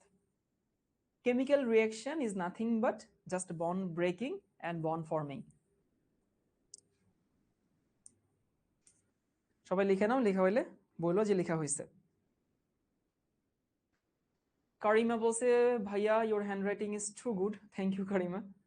আচ্ছা, আরিফা বলছে ভাইয়া এই কথাটা সব ক্লাসেই কি বলেন? আমার আপুও বলতেছে আপনার ক্লাসের কথা শুনে। কারণ এই টপিকটা তো এইখানেই আসছে, বন্ধন শক্তি পড়তে গেলে বন্ধন ভাঙা গড়া তো এমনিতে আসবে। শোভন ভাইয়া পড়াইছে তেরা, তাহলে তো খুব ভালো হয়েছে। শোভন যদি পড়াই থাকে তো খুব ভালো হয়েছে। তোমরা কি জানো তোমাদের শোভন ভাই আমার স্টুডেন্ট? আমি যেরকম তোমাদের এনামুল ভাইয়ের স্টুডেন্ট বা তোমাদের ইকবাল ভাইয়ের স্টুডেন্ট, জিমি ভাইয়ের স্টুডেন্ট, শোভনও আমার স্টুডেন্ট। শোভনকে আমি ফার্ম গেটে পড়াইতাম এবং শোভন আমার ক্লাসের সামনের বেঞ্চে বসতো। শোভন হচ্ছে সম্ভবত সেন্ট জোসেফ থেকে পড়াশোনা করছে। শোভন যখন আমার কাছে পড়ে তখন আমি ইউনিভার্সিটি সেকেন্ড ইয়ারে পড়ি বোধ হয়, আর শোভন তখন কলেজে ভর্তি হয়েছে। ও কি শোভন কি সেন্ট জোসেফের না? তা আমি যখন ওকে পড়াইতাম তখন হতেছে ও সব সময় হচ্ছে সামনের বেঞ্চে বসতো এবং ও খুব মনোযোগী স্টুডেন্ট ছিল। শোভন আমার 4 বছরের ছোট, তাইলে ও যখন কলেজে পড়ে তখন আমি পড়ি হইতেছে অনার্স সেকেন্ড ইয়ার, আর ও হচ্ছে কলেজে ফার্স্ট ইয়ার। শোভন ভাই রাজুকে, আচ্ছা তাহলে রাজুকে পড়ছে মনে নেই, তবে ওকে আমি ফার্ম গেটে পড়াইতাম। আচ্ছা, chemical reaction is nothing but just bond breaking and bond forming. এটার বাংলা অর্থ কি দাঁড়ায় জানো? রাসায়নিক বিক্রিয়ার কিছুই না, কিছু বন্ধন ভাঙে আর কিছু বন্ধন গড়ে। মানে দুনিয়ার সমস্ত বিক্রিয়াই একই জিনিস, সমস্ত বিক্রিয়া একই জিনিস, কিছু বন্ধন ভাঙবে আর কিছু বন্ধন গড়বে। তোমাকে একটা উদাহরণ দেখাই, আমি একটা এই উদাহরণটা লিখি। ধরো হাইড্রোজেন আছে, অক্সিজেন আছে, একটু ফাঁকা করে লিখি। মিলে কি তৈরি করলো? মিলে তৈরি করলো পানি। আমরা সমতাকরণ এখন ইম্পর্টেন্ট না, সমতাকরণ হতেছে পরের বিষয়, আগে জিনিসটা বুঝি। তাহলে এইটা একটা কেমিক্যাল রিঅ্যাকশন। এখন এই কেমিক্যাল রিঅ্যাকশনে আসলে ঘটনা ঘটছে কি? ঘটনা ঘটছে দেখো, এইখানে এই যে হাইড্রোজেন হাইড্রোজেন বন্ধন ভাঙছে, এই অক্সিজেন অক্সিজেন বন্ধন ভাঙছে। সো বিক্রিয়কের মধ্যকার বন্ধন ভাঙে। আমরা কিন্তু ওই যে অ্যাঙ্গেল 2 তে চলে আসছি। এতক্ষণ পড়ছিলাম অ্যাঙ্গেল 1 অভ্যন্তরীণ শক্তি, এবার হচ্ছে অ্যাঙ্গেল 2। অ্যাঙ্গেল 2 হতেছে বন্ড এনার্জি বা বন্ধন শক্তি। অভ্যন্তরীণ শক্তির সাথে বন্ধন শক্তিকে মেলাবা না। তাহলে এই বিক্রিয়াতে কি ঘটনা ঘটছে? হাইড্রোজেন হাইড্রোজেন বন্ধন ভাঙছে আর অক্সিজেন অক্সিজেন বন্ধন ভাঙছে। আর এইখানে কি ঘটনা ঘটছে? এই যে অক্সিজেনের সাথে হাইড্রোজেনের বন্ধন, মানে অক্সিজেন হাইড্রোজেন বন্ধন তৈরি হয়েছে। ভাই দুনিয়া যত বিক্রিয়া তুমি নাও না কেন, সব বিক্রিয়াতে একই ঘটনা ঘটে, সব বিক্রিয়াতে একই ঘটনা ঘটে। সেটা হতেছে কিছু বন্ধন ভাঙে আর কিছু বন্ধন গড়ে, এটাই ঘটে। তুমি যদি এই বিক্রিয়া নিয়ে অন্য একটা বিক্রিয়া নাও, যেমন ধরো আমি কোন বিক্রিয়া নিব? আমি নিব হতেছে এই যে হাইড্রোজেন ক্লোরিন, সেখান থেকে মিলে ধরো HCl তৈরি হয়। তাহলে এখানে কি বিক্রিয়া? এই যে এই হাইড্রোজেন হাইড্রোজেন বন্ধন শক্তি ভাঙছে, এইখানে ক্লোরিন ক্লোরিন বন্ধন শক্তি ভাঙছে, আর এখানে হাইড্রোজেন ক্লোরিন বন্ধন শক্তি বা বন্ধন তৈরি হয়েছে। তাহলে দুনিয়া যত বিক্রিয়াই থাকে সব বিক্রিয়াতেই বন্ধন ভাঙবে, সব বিক্রিয়াতেই বন্ধন তৈরি হবে। এটা মনে করি, আমি আশা করি কারো মেনে নিতে কারো কোনো কষ্ট নাই। এবার এখান থেকে তোমাদের কিছু লাইফ লেসন দিই। এটা আমি চেষ্টা করি পড়াশোনার সাথে রিলেট করে যদি কোনো লাইফ লেসন দেওয়া যায়। তোমরা এখনো অনেক ছোট্ট, তোমরা কি তোমার লাইফের মোটামুটি সব মানুষের সাথে পরিচয় হয়ে গেছে? সব মানুষের সাথে কিন্তু এখনো পরিচয় হয়নি। তোমাদের বয়সই বা কত? মাত্র স্কুল পার করছে, এখন অনেক মানুষের সাথে পরিচয় হবে। এখন তুমি যদি তোমার এই লাইফে দেখবা অনেক মানুষ আছে, তোমাদের লাইফটা ছোট তারপরও দেখবা যে লাইফে এরকম অনেক মানুষ আছে যার সাথে অনেক ভালো সম্পর্ক ছিল, কিন্তু এখন আর তার সাথে সম্পর্ক নাই, কথাবার্তা হয় না, যোগাযোগ নেই। আবার যখন তুমি কলেজে উঠবা দেখবা নতুন কিছু মানুষের সাথে পরিচয় হচ্ছে, বন্ধুত্ব তৈরি হচ্ছে, সম্পর্ক তৈরি হচ্ছে। তাহলে জীবনটাই আসলে এমন যে একটা মানুষের সাথে তোমার সম্পর্ক একসময় ছিল, বন্ধুত্ব ছিল, আলাপচারিতা ছিল, সেটা একসময় বন্ধ হবে, নতুন কিছু মানুষের সাথে তোমার পরিচয় হবে। তো সবসময় চেষ্টা করবো, আমি এটা চেষ্টা করি যে পুরাতন কোনো মানুষের সাথে আমার একসময় ভালো সম্পর্ক ছিল, এখন সেটা নাই, সেটা নিয়ে আফসোস না করে তার সঙ্গে তোমার যে ভালো মেমোরিজ গুলো আছে, ভালো সময়গুলো কাটাইছো, সেগুলোকে চেরিশ করো, সেইগুলো নিয়ে একটা গুড ফিল থাকো। আর সামনে যে মানুষগুলোর সাথে তোমার পরিচয় হবে, সেই মানুষগুলোকে তুমি ওয়েলকাম করো। সো লাইফে তুমি যদি পুরাতন মানুষকে আঁকড়ে ধরার চেষ্টা করো আর নতুন মানুষকে ওয়েলকাম করতে না শিখো, দেখবা পুরো লাইফটাই তোমার হচ্ছে এরকম দ্বিধার মধ্যে যাবে, এরকম অ্যাংজাইটির মধ্যে যাবে। তো এটা শুধু যে বন্ধুত্বের কথা বলছে এমন না, লাইফে প্ল্যানিং এর ক্ষেত্রে এরকম অনেক প্ল্যান ভাঙছে না, অনেক কিছু পরিকল্পনা করছো, অনেক হিসাব নিকাশ করছো, সেগুলো ভাঙছে, আবার নতুন প্ল্যান তৈরি হইতেছে, নতুন পরিকল্পনা হচ্ছে, নতুন সাকসেসের স্টোরি লেখা হবে। তো তুমি যদি পুরাতনকে লেট ইট গো করতে না পারো, পুরাতনকে যদি তুমি ছেড়ে দিতে না পারো, তাইলে ভাই তুমি লাইফের যে কোর্স অফ লাইফ, যে রেগুলার ফ্লো, প্রবাহমানতা, তুমি এটাকে অস্বীকার করে ফেলতেছো। কিন্তু এই প্রবাহমানতা তুমি যখন অস্বীকার করে ফেলবা, তখনই তুমি লাইফে প্যারা খাবা। কিন্তু লাইফে বন্ধুত্ব ভাঙবে, লাইফে পরিকল্পনা ভাঙবে, লাইফে স্বপ্ন ভাঙবে, নতুন বন্ধু তৈরি হবে, নতুন পরিকল্পনা তৈরি হবে, নতুন স্বপ্ন তৈরি হবে। এটা লাইফে চলতেই থাকবে ভাই, তুমি চাও আর না চাও। তোমার আমার চাওয়াতে এখানে কিছু এসে যায় না, এটা লাইফে ঘটবেই। সো খুব ভালো হয় এটার সাথে তুমি যদি নিজেকে মানিয়ে নিতে পারো। যত ভালো মানিয়ে নিতে পারবা, তত তোমার মেন্টাল পিস থাকবে, তুমি মানসিকভাবে সুস্থ থাকবা। আর তুমি যদি সারাদিন চিন্তা করো না পুরাতন ভালো ছিল, ওই পরিকল্পনাটা ভালো ছিল, ওই মানুষটা ভালো ছিল, ওই স্বপ্নটাই ভালো ছিল, নতুন কেন হবে, নতুনের সাথে কিভাবে অ্যাডজাস্ট করব, তাইলে ভাই তোমার হোল লাইফই এই টেনশন করতে করতে যাবে। কারণ ভাই ভাঙা গড়া হবেই লাইফে, তুমি চাও আর না চাও, এটা লাইফের একটা পার্ট। লাইফের মোস্ট কনসিস্টেন্ট পার্ট হচ্ছে ইনকনসিস্টেন্সি। লাইফের সব থেকে কনসিস্টেন্ট জিনিস, ধ্রুব জিনিস হইতেছে পরিবর্তনশীলতা। এটা হবেই, তুমি আমি চাই না চাই হবেই, কোনোভাবেই তুমি এটা অ্যাভয়েড করতে পারবে না। তো বেদার, আমি যে অ্যাভয়েড করতে পারছি না, আমি এটাকে আলিঙ্গন করি। তো নতুনত্বকে আলিঙ্গন করতে শিখবা। তোমাদের মধ্যে অনেকেই আছে যে নতুন মুভি দেখতে চাও না, নতুন গান শুনতে চাও না, ওই একটা মুভি পছন্দ করছো, ওটা নিয়ে পড়ে থাকো। এর মানে কি জানো, নতুনত্বের মধ্যে একটা ভয় আছে তোমাদের মধ্যে, নতুনকে ওয়েলকাম করার একটা ভয় আছে। যারা এরকম করো যে পুরাতন মুভি একটা ভালো মুভি, নতুন একটা মুভি দেখবো, ভালো হয় না খারাপ হয় কে জানে, নতুন একটা গান বের হয়েছে শুনবো, তো ভালো হয় না খারাপ হয় কে জানে, তুমি যা শুনছো ওইগুলোই আবার শুনো, যে মুভি দেখছো ওইগুলো আবার রিপিটেডলি দেখো। এর মানে কি, তোমার নতুনত্বকে ওয়েলকাম করতে একটা ইন্টারনাল বাধায় কাজ করে, এখান থেকে বের হয়ে আসতে হবে কিন্তু, তাই না? কারণ যদি এমন হইতো তুমি যেটা পছন্দ করো, যেটা তোমার কমফোর্ট জোন, দুনিয়া সেভাবে চলতো, তাহলে আমি বলতাম ঠিক আছে বাবা, তুমি তোমার কমফোর্ট জোনে থাকো, সারা জীবন থাকতে পারবা। বাট চাইলেও তো পারবা না, থাকা সম্ভব না আর কি, তোমাকে তো বের হয়ে আসতেই হবে। বুঝতে পারছো? তো যেটা বলতেছিলাম যে দুনিয়া সব ক্ষেত্রেই কি হবে, সব ক্ষেত্রেই হইতেছে যে আহ আচ্ছা, রুবায়াত আল হাসান একটা ইয়া পড়ছে, sir please don't mind, I have a problem about your teaching style, you teach everything so slowly and it bores me. আচ্ছা রুবায়াত, তোমার কমেন্টের জন্য ধন্যবাদ। আমার পড়ানো যদি তোমার কাছে স্লো মনে হয় তাহলে ঠিক আছে, কোনো সমস্যা নাই। যখনই ফাস্ট মনে হবে তখনই আমাকে বলবা, বুঝতে পারছো? যখনই ফার্স্ট মনে হবে তখনই পড়বা। আমার স্টুডেন্টরা বুয়েট মেডিকেলে টপ 10-এর মধ্যে প্রতি বছর থাকে। এই বছরও আমার স্টুডেন্ট হচ্ছে বুয়েটে 6th হয়েছে, এই স্লো পড়েই 6th হয়েছে। তো কখনো যদি ফার্স্ট মনে হয় তখন বলবা যে ভাইয়া ফার্স্ট হয়ে যাচ্ছে, পড়তে বুঝতেছে না। স্লো হইলে কোনো সমস্যা নেই, স্লো হইলে এটা দায়িত্ব আমার। তুমি আমার ক্লাস করো, তোমার যদি মনে হয় তুমি এরকম ব্রিলিয়ান্ট, তাহলে তুমি পড়ার মধ্যে গান শুনো, গেম খেলো, আমার সমস্যা নাই, আমার কোনো আপত্তিও নাই। ফার্স্ট মনে হলে বলবা। বাট এই স্টাইলেই পড়ে, এই স্পিডে পড়ে তোমার সব সিলেবাস শেষ হবে, তুমি বুয়েটে টপে থাকতে পারবা, মেডিকেলে টপে থাকতে পারবা, কারণ আমার বহু স্টুডেন্ট এরকম টপার আছে, আমি নিজেও টপার ভাই। আচ্ছা, এবার আসি বন্ধন শক্তি। রুবায়ত, যদি কখনো স্লো মনে হয় কোনো সমস্যা নেই, যদি ফাস্ট মনে হয় বলবা। স্লো মনে হলে ওই দায়িত্ব আমার। তোমার 1.5 ঘন্টা ক্লাস, 1.5 ঘন্টা আমি কি পড়াইতে হবে আমি জানি, এবং আমি কতটুকু শেষ করতে পারবো সেটাও আমি জানি। আরেকটা জিনিস বলে দেই ভাই, তুমি যে পথে হাঁটছো বা তুমি যে পথে হাঁটবা, সেই পথটা না আমি খুব সাকসেসফুলি পার করছি। আমার এসএসসি পরীক্ষায় আমি বোর্ডে 7 ছিলাম, বোর্ডে আমি 7 ছিলাম আমার এসএসসি পরীক্ষায়। আমি নরডেমের টপার, এনডিসিতে আমার র্যাঙ্ক ছিল 59, ইট কনসিডার খুবই মানে খুব গুড একটা ইয়া দিয়ে করা হয়। এরপরে আমি বুয়েটে চান্স পাইছি, মেডিকেলে চান্স পাইছি, ডিউতে চান্স পাইছি। তারপরে হচ্ছে আমি জেনেটিক ইঞ্জিনিয়ারিং এ পড়ছি, আমার র্যাঙ্ক আর বললাম না। এরপরে বিসিএস পরীক্ষায় আমি সারা বাংলাদেশের মধ্যে 7th হয়েছে।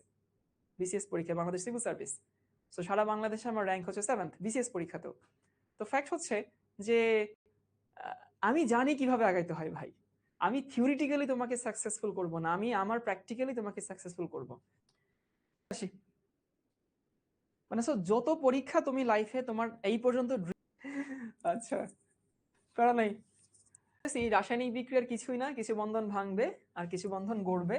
ওকে ঠিক আছে। এখন যখন বন্ধন ভাঙে তখন শক্তি শোষিত হয়, শক্তি দিতে হয়। আর যখন বন্ধন তৈরি হয় তখন শক্তি নির্গত হয়। এই লাইনটা লিখে নাও। তাহলে বন্ধন ভাঙার সময় শক্তি দিতে হয়, বন্ধন গড়ার সময় শক্তি নির্গত হয়। ভাইয়া কষ্ট পাইছেন? আরে না, কষ্ট পাইলে তো আমি আর টেক্সট পড়তামই না। মানে তোমাকে বলতেছি, তোমাদের এই যে এডটেকের যত ভাই ব্রাদার আছে, এই শিখতে বলো অন্য প্ল্যাটফর্মে বলো, একাডেমিক লাইফে তাদের সবার যে ড্রিম রেজাল্ট, ড্রিম ক্যারিয়ার, আবারও বুঝো, শুধু শিখো না, অন্য যে কোনো প্ল্যাটফর্ম বলো, যে কোনো কিছু বলো, 90% টিচারদের যেটা ড্রিম রেজাল্ট সেটা আমার করা, 90% টিচারদের যে ড্রিম ক্যারিয়ার সেই ড্রিম ক্যারিয়ারটা আমার করা। সো ওই টিচিং বলো, ওই ক্যারিয়ার বলো, ওই স্পিড বলো, ওইটা নিয়ে তুমি প্যারা নিও না, ওইটা আমি জানি কি করতে হয়। ঠিক আছে?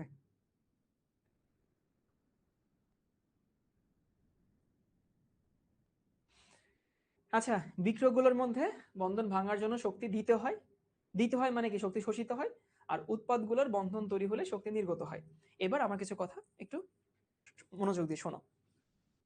তুমি এইখানে শিখলা যে একটা রাসায়নিক বিক্রিয়ার সময়, একটা রাসায়নিক আইলস দেন না আইলস দেয়, একটা রাসায়নিক বিক্রিয়ার সময় বন্ধন ভাঙে, বন্ধন গড়ে। আবারও বলতেছি, একটা রাসায়নিক বিক্রিয়ার সময় বন্ধন ভাঙবে এবং বন্ধন গড়বে। বন্ধন ভাঙার সময় শক্তি শোষণ হয়, বন্ধন গড়ার সময় শক্তি নির্গত হয়। আবারও বলতেছি, রাসায়নিক বিক্রিয়ায় বন্ধন ভাঙবে, রাসায়নিক বিক্রিয়ায় বন্ধন তৈরি হবে। ওকে? এবং রাসায়নিক বিক্রিয়াতে বন্ধন ভাঙে, বন্ধন তৈরি হয়, ঠিক আছে। তাহলে ওই রাসায়নিক বিক্রিয়াতে শক্তি শোষিত হবে একটা স্টেজে, শক্তি নির্গত হবে। আমি আবারও বলতেছি যে প্রত্যেকটা বিক্রিয়াতে একটা স্টেজে বন্ধন ভাঙে, একটা স্টেজে বন্ধন তৈরি হয়। তাহলে প্রতিটা বিক্রিয়াতে একটা স্টেজে শক্তি শোষণ হয়, একটা স্টেজে শক্তি নির্গত হয়, একই বিক্রিয়াতে। এটুকু বুঝতে পারছো কিনা? মানে শক্তির আলটিমেট শোষণ বলে কিছু হয় না, প্রতিটা বিক্রিয়াতেই প্রথমে শোষণ হয়, তারপরে নির্গত হয়। আবারও বলতেছি, প্রতিটা বিক্রিয়াতেই শক্তি শোষণ হয়, তারপরে নির্গত হয়। এখন আমি তাপ উৎপাদী কাকে বলতেছি? বা যেখানে নির্গতটা বেশি সেটা তাপ উৎপাদী। আমি তাপহারী কাকে বলতেছি? যেখানে শোষণটা বেশি সেটাকে তাপহারী বলতেছি। ইফতেখার বলতেছি শক্তিটা আসে কই থেকে? ইফতেখার খুব ভালো প্রশ্ন করছে, ইফতেখার খুব সুন্দর সুন্দর প্রশ্ন করে। শক্তি আসে এই বন্ধন শক্তি থেকে। এই যে এর মধ্যে যে বন্ধন শক্তি, এর মধ্যে যে বন্ধন শক্তি, এর মধ্যে যে বন্ধন শক্তি। তার মানে আমি তোমাদেরকে যেটা বলতেছি, এই যে কয়েকটা বন্ধন শক্তি আছে, এটা একটু ঝটপট লিখে নাও। এগুলো লিখো আর আমার কথাগুলো মনোযোগ দিয়ে শোনো। লিখো আর শোনো, লিখো আর শোনো। আমরা বললাম যে একটা বিক্রিয়া, লিখবা শুনবা কিন্তু, আমরা বললাম যে একটা বিক্রিয়া তাপ উৎপাদী বিক্রিয়া। আচ্ছা, যে যে বিক্রিয়াটা বললাম তাপ উৎপাদী বিক্রিয়া, সেই বিক্রিয়ায় শুধুই কি তাপ উৎপন্ন হয় নাকি শোষণও হয়? সেখানে কিন্তু তাপ উৎপন্নও হয়, সেখানে কিন্তু শোষণও হয়, কিন্তু উৎপন্নটা বেশি, এই জন্য আমরা তাপ উৎপাদী বলি। আবারও বলতেছি, যে বিক্রিয়াটাকে তুমি তাপ উৎপাদী বিক্রিয়া বলে ডাকছো বা ডাকো, সেই বিক্রিয়াতে শুধুই যে তাপ উৎপন্ন হয় এমন কিন্তু না, সেই বিক্রিয়াতে তাপ শোষণও ঘটে, বাট শোষণটা কম হয়, উৎপন্নটা বেশি হয়, ওই জন্য আমরা তাপ উৎপাদী বলি। হাফসা জিজ্ঞেস করছে ভাই এগুলো কি মুখস্থ করতে হবে? আমি দাগা দিচ্ছি কোনগুলো মুখস্থ করতে হবে। সবগুলো তো মুখস্থ করে পারবো না, কয়েকটা মানে একটু মনে রেখো। এই যে এটা মনে রেখো, তারপরে হতেছে এটা মনে রেখো, তারপরে হতেছে আর কোনটা মনে রাখবা? এটা মনে রেখো, এই কয়েকটা মনে রাখলেই হতেছে। আর এগুলো যদি পরীক্ষায় আসে, ম্যাথ করতে দেয়, তখন এই মানগুলো দেওয়া থাকে। তাহলে কি একই বিক্রিয়া একই সাথে তাপ উৎপাদী ও তাপ হারি? আরিফ আর না, একই বিক্রিয়ায় ইন্টারনাল মেকানিজমে একটা স্টেজে শোষণ হয়, একটা স্টেজে নির্গত হয়। নির্গতটা বেশি হলে তাপ উৎপাদী বলি, আর শোষণটা বেশি হলে তাপ হারি বলি। সে একটা বিক্রিয়া তাপ উৎপাদী, বাট সেখানে তাপে শোষণ হয়, নির্গত হয়। ভাইয়া এগুলো কি ম্যাথ প্রবলেমে কাজে লাগে? হ্যাঁ আরিফিন, এগুলো ম্যাথ করতে কাজে লাগে, তবে ম্যাথ করার সময় এই ইয়াগুলো মানগুলো দিয়ে দেয় ওরা। এবার এনডিসি থেকে শর্ট সিলেবাসের পর ম্যাথ থেকে প্রশ্ন আসবে না, এনডিসি কখনো এগুলো ফলো করে না। কার্বন কার্বন বন্ধন শক্তি দুইটা কেন? না, একটা হতেছে সিঙ্গেল বন্ধন, একটা ডাবল বন্ধন, আলাদা হবে তো। ডাবল বন্ধনের শক্তি বেশি। সবার লেখা হয়েছে এটুকু?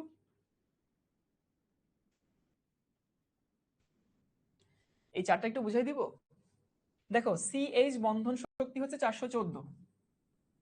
এর মানে কি জানো? এর মানে কার্বন হাইড্রোজেন বন্ধন যদি ভাঙতে চাও তাহলে 414 কিলোজুল শক্তি শোষিত হবে। আর এই বন্ধন যদি তৈরি হয়, এই বন্ধন যদি তৈরি হয় তাহলে 414 কিলোজুল শক্তি নির্গত হবে। বুঝতে পারছি? আবারও বলতেছি যে কার্বন হাইড্রোজেন বন্ধন এটা যদি ভাঙতে চাও তাহলে এই পরিমাণ শক্তি শোষিত হবে বা আমাদেরকে দিতে হবে, আর যদি এটা তৈরি হয় তাহলে এই পরিমাণ শক্তি নির্গত হবে। এটা হচ্ছে ওই চার্ট। নাইট্রোজেন নাইট্রোজেন এই বন্ধন শক্তি 946, এর মধ্যে হাইয়েস্ট। তাহলে নাইট্রোজেন নাইট্রোজেনের বন্ধন যদি ভাঙতে হয় তাহলে 946 কিলোজুল শক্তি শোষিত হবে। যদি এই বন্ধনটা তৈরি হয় তাহলে 946 কিলোজুল শক্তি নির্গত হবে। অক্সিজেনে তো দ্বিবন্ধনটা হবে, তাই না? অক্সিজেনে দ্বিবন্ধনটা হবে না, দ্বিবন্ধনের শক্তি অন্যরকম হবে, এটা দেওয়া নাই এখানে। অক্সিজেনের দ্বিবন্ধনের শক্তি আরো বেশি, 143 না আরো বেশি হবে। এই যে জিজ্ঞেস করছিল যে ভাইয়া একটু বুঝাই দেন। আচ্ছা ভাই, তাপ শক্তি যদি নির্গত হয় তাহলে কি যৌগকে ঠান্ডা করতে হয়? যৌগ গরম হয়ে যায়, ওই পাত্র গরম হয়ে যায়। অক্সিজেনে দ্বিবন্ধন হবে না, না এটা সিঙ্গেল বন্ধনের জন্য। দ্বিবন্ধন হইলে আরো অন্য একটা মান হইতো। এবার একটা জিনিস একটু তোমাদেরকে বুঝাই দেই। এই যে নাইট্রোজেন নাইট্রোজেন ট্রিপল বন্ড, এই বন্ড এনার্জি 946 কিলোজুল। এই মানটা কিন্তু অনেক। তাহলে কাঁচা বাচ্চারা, যদি নাইট্রোজেনকে আমি যদি কাউকে দিয়ে বিক্রিয়া করাতে চাই, যদি নাইট্রোজেনকে দিয়ে কাউকে বিক্রিয়া করাতে চাই তাহলে সেইখানে আমার এতটুকু শক্তি দেওয়া লাগবে না? কারণ এই বন্ধন না ভেঙে তো নাইট্রোজেন বিক্রিয়া করবে না। বুঝো? এই বন্ধনটা যদি না ভাঙে নাইট্রোজেন কি বিক্রিয়া করবে? করবে না তো।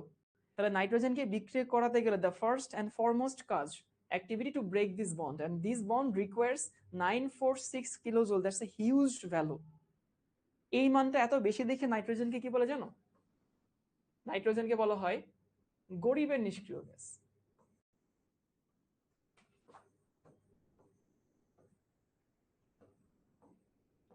গরিবের নিষ্ক্রিয় গ্যাস মানে হিলিয়াম নিয়ন আর্গন ক্রিপ্টন এগুলো তো জেনুইন নিষ্ক্রিয় গ্যাস, কিন্তু নাইট্রোজেনও আসলে অনেক নিষ্ক্রিয়, কারণ এত পরিমাণ শক্তি নর্মালি আমরা দিতে পারি না। এই জন্য নাইট্রোজেন কারোর সাথে বিক্রিয়া করে না। বুঝতে পারছি? তুমি দেখো ভাই, একটা উদাহরণ, বাতাসে নাইট্রোজেন কত পার্সেন্ট? 79% নাইট্রোজেন না? আর বাতাসে অক্সিজেন কত পার্সেন্ট? 21%, 78% আর কি। তাহলে বাতাসটা কিন্তু নাইট্রোজেন এবং অক্সিজেন দিয়ে ভরা। তারপরও কেন নাইট্রোজেন অক্সিজেন বিক্রিয়া করে না বাতাসে নর্মালি? কেন করে না ভাই? নাইট্রোজেন অনেক নিষ্ক্রিয়। নাইট্রোজেনকে যদি আমি তোমাকে হতেছে এই বিক্রিয়া করাইতে চাই তাহলে ভাই ওরে কিন্তু হিউজ একটা মান দিয়ে বা তাপ দিতে হয়, এই তাপ তো নর্মালি পাওয়া যায় না। ইনফ্যাক্ট ওই যে তোমরা যে চিপস খাও না, পটেটো চিপস, এই চিপস সেই চিপস, ওই চিপসের প্যাকেটের মধ্যে কি থাকে? যার বন্ধন বেশি তার বন্ধন শক্তিও বেশি, সাজ্জাদ। হ্যাঁ, এই চিপসের প্যাকেটে কি থাকে? নাইট্রোজেন থাকে না? তোমরা তো এখন টাকা দিয়ে নাইট্রোজেনই কেনো। আমরা ছোটবেলায় 10 টাকার প্যাকেট চিপস কিনলে অনেক চিপস পাইতাম, আর এখন খালি বাতাস দেওয়া থাকে। তো নাইট্রোজেন কেন থাকে? নাইট্রোজেন থাকলে ওই চিপস গুলো বাতাসের বিক্রিয়া করে না, সে হচ্ছে অক্সিডাইজড হয় না, চিপস গুলো ফ্রেশ থাকে, এই জন্য নাইট্রোজেন দেওয়া থাকে। আচ্ছা, সাইদ বসে তাহলে নাইট্রোজেন হাইড্রোজেনের সাথে বিক্রিয়া করে কেমনে অ্যামোনিয়া তৈরি করে? ওরে বাবারে বাবা, ওই বিক্রিয়া করার জন্য 550 থেকে 600 ডিগ্রি সেলসিয়াস তাপমাত্রা লাগে। ওই বিক্রিয়া করার জন্য 200 এটিএম চাপ লাগে। অনেক কষ্ট করলে ওই বিক্রিয়া হয়। ওই বিক্রিয়া ফাও ফাও হয় না। অ্যামোনিয়া ফাও ফাও তৈরি করতে পারবে না। মানে সাইদ প্রশ্ন করছে ভাই নাইট্রোজেনকে নিষ্ক্রিয় বললেন, ভালো কথা। তো অ্যামোনিয়া যে আমরা দেখি নাইট্রোজেনের সাথে হাইড্রোজেন বিক্রিয়া করলে ওটা আবার কেমন হয়? অনেক কাঠখড় পোড়ায় ওটা হয়, ওটা নর্মালি হয় না। বুঝতে পারছো? আচ্ছা, এরপর একটু দেখি আমরা এই বিক্রিয়া ডেল এইচ এর মানটা একটু বের করব। ও, ডেল এইচ এর মান বের করার একটা ফর্মুলা দেখাচ্ছি।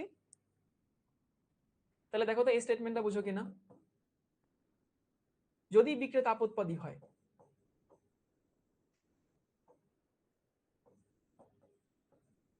ধরো একটা বিক্রিয়া তাপোৎপাদী, এই শক্তি কিভাবে পরিমাপ করা হয়েছে? হুমায়রা, ওই যে বন্ধন ভাঙতে কতটুকু শক্তি দেওয়া লাগছে, মানে আমি নাইট্রোজেন হচ্ছে অণু নিলাম, অণুকে ভেঙে পরমাণু বানাইছি, তো কতটুকু শক্তি দেওয়া গেছে, কতটুকু তাপ দিছে, এটা তো পরিমাপ করাই যায়। তাপোৎপাদী বিক্রিয়ায় বন্ধন ভাঙতে শোষিত শক্তি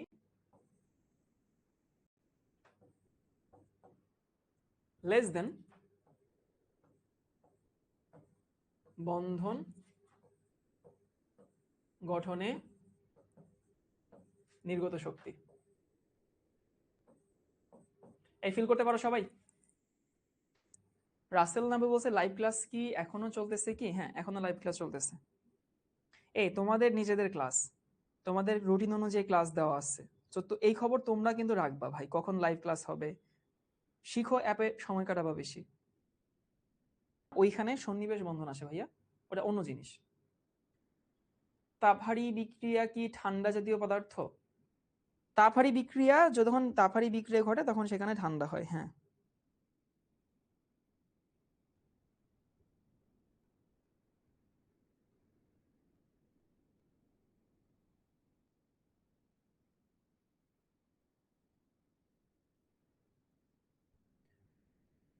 লিখে হচ্ছে সবার?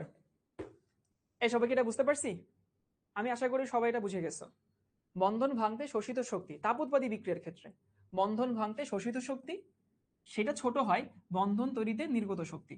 তার মানে যেহেতু বন্ধন গঠনে নির্গত শক্তি এই মানটা বড়, এই মানটা বড়, সেজন্য সেটা কি হয়? তাপোৎপাদী হয়। এবার দেখি যে ডেল এইচ এর যে ভ্যালুটা, তোমাদেরকে এর আগে একটা ডেল এইচ এর ফর্মুলা লিখে দিছি না?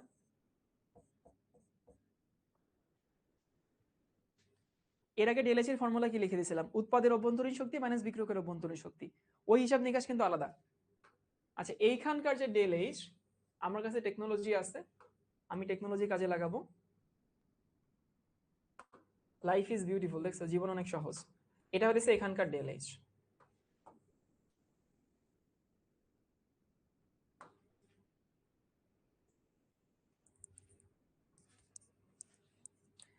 একই ডেল এইচ বের করার ভাই অন্তত 12-13টা ফর্মুলা আছে।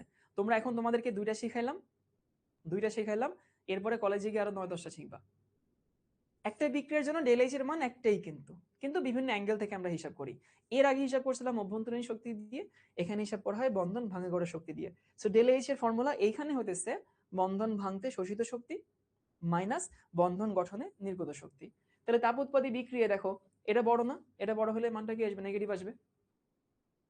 ভাই হায়ার ম্যাথে এ প্লাস না পেলে কি এনডিসি তে পরীক্ষা দেওয়া যাবে? হ্যাঁ যাবে, সমস্যা নাই। এমডি রাফি বলতেছে প্লিজ ভাই, প্লিজ ভাই, প্লিজ ভাই, প্লিজ ভাই তো বলতেছো, তো কি বলবো প্লিজ ভাই? স্যার শিখতে কয়টায় আসলে আপনাদের সাথে দেখা করতে পারবো? ও, অফিস টাইমে চলে আসবা, সব দিন সব ভাইয়ারা থাকে না। ধরো আজকে আমার ক্লাস আছে, বাট আগামীকাল তো আমার ক্লাস নাই, তো আগামীকালকে তো আর আমি থাকবো না। ভাই যদি এই অধ্যায়টা এসএসসির বই না পড়ে এইচএসসির বই পড়লে কি বুঝতে পারবো? না, বুঝতে পারবো না। এই সবাই কি বুঝতে পারছো? ভাই দিন শেষে ডেল এইচ এর মান কিন্তু এইখানেও নেগেটিভ হয়, তাপোৎপাদী বিক্রিয়া ওইখানেও নেগেটিভ হইতো। যদি আমাকে অভ্যন্তরীণ শক্তি প্রশ্নে দেওয়া থাকে তাহলে ওই ফর্মুলা অ্যাপ্লাই করব, আর আমার প্রশ্নে যদি বন্ধন শক্তি দেওয়া থাকে এই ফর্মুলা অ্যাপ্লাই করব। উভয় ক্ষেত্রে মান সেম আসবে। হ্যাঁ, এবার এই ম্যাথটা ঝটপট লিখে নাও, ঝটপট ঝটপট ঝটপট। আপনি দিনে কতক্ষণ পড়তেন? আমি পড়াশোনা করতাম, আমি ফাঁকিবাজি ছিলাম না, এবং আমি মোটামুটি আতেল টাইপের স্টুডেন্টই ছিলাম কলেজ পর্যন্ত। আতেল থাকে না কিছু, সারাদিন মোটামুটি পড়াশোনা নিয়েই থাকে, আমি ওরকমই ছিলাম কলেজ লাইফ পর্যন্ত।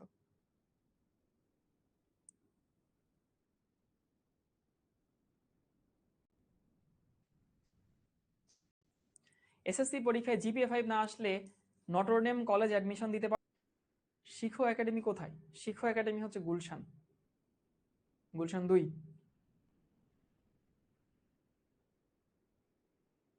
এই ম্যাথটা তোলা হয়েছে?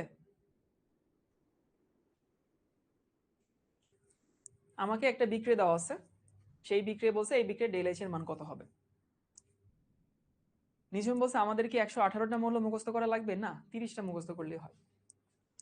আচ্ছা এবার দেখো তো এই বিক্রিয়াতে আমি যদি তোমাদেরকে আলাদা করে ইন্ডিকেট করে দেই, তাহলে এই যে হাইড্রোজেনের বন্ধন ভাঙছে না, অক্সিজেনের বন্ধন ভাঙছে, আর এইখানকার বন্ধন তৈরি হয়েছে। এই ঘটনাটা ঘটছে যে হাইড্রোজেনের বন্ধন ভাঙছে, অক্সিজেন ভাঙছে, আর পানির ক্ষেত্রে বন্ধন তৈরি হয়েছে। তাহলে আমি যদি এখানে ডেল এইচ বের করতে চাই, ডেল এইচ সমান এই যে হাইড্রোজেনের বন্ধন ভাঙতে শোষিত শক্তি মানে এই bond energy plus half into oxygen বন্ধন শক্তি। হাফ কেন দিলাম? কারণ দেখো এর এককগুলো কি পার মোলের জন্য না, এক মোলের জন্য কিন্তু এককগুলো দেওয়া।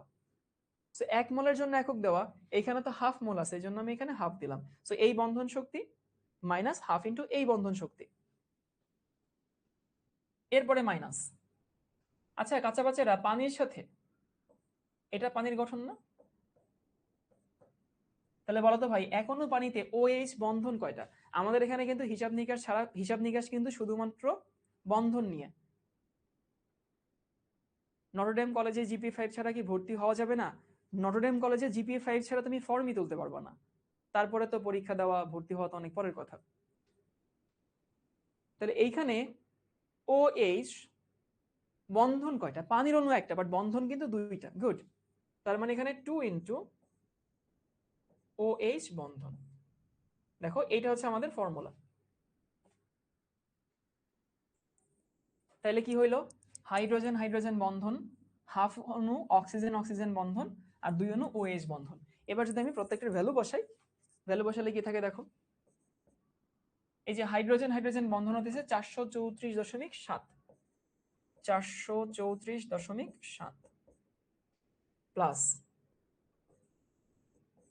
হাফ ইন্টু অক্সিজেন হতেছে 493.27,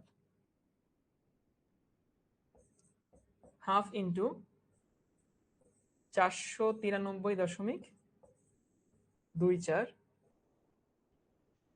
মাইনাস 2 ইন্টু OH হচ্ছে 463.98। আচ্ছা আমরা একটু হিসাব করি এখানে ডেল এইচ এর মান কত আসে। হিমেল বলছে -246. আচ্ছা হিমেল একটা বসাই দেই, হইতে পারে -246.64। তাও আমি নিজে করি, তোমাদের এই ক্যালকুলেশনের উপর ভরসা করতে পারি না আমি। 434.7 প্লাস 0.5 ইন্টু 93.24, 463.98, 200। হ্যাঁ ঠিক আছে হিমেল, গুড জব। এত কিলোজুল, এই হচ্ছে আমাদের আনসার।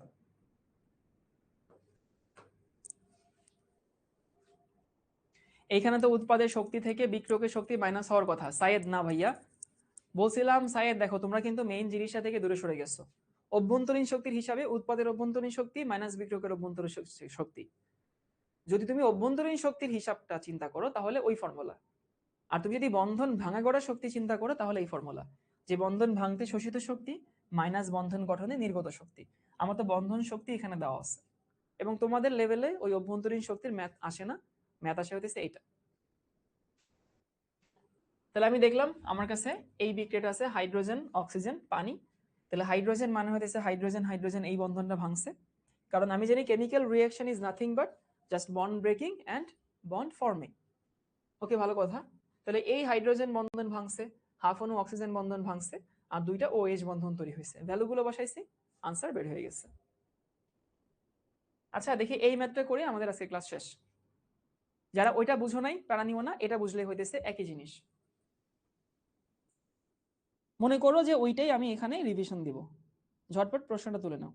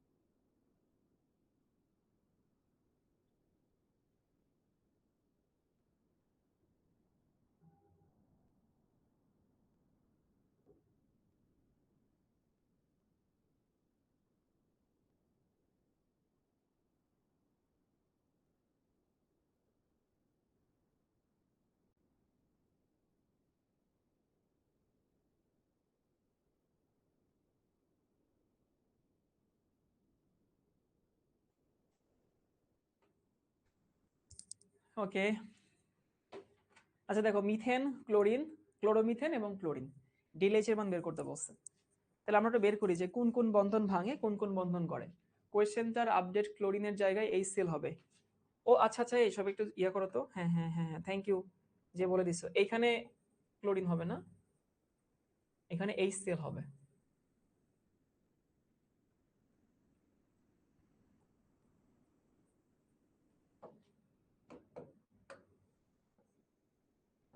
এই যে বলছো তার জন্য একটা জোরে হাততালি দিলাম মনে মনে আমি।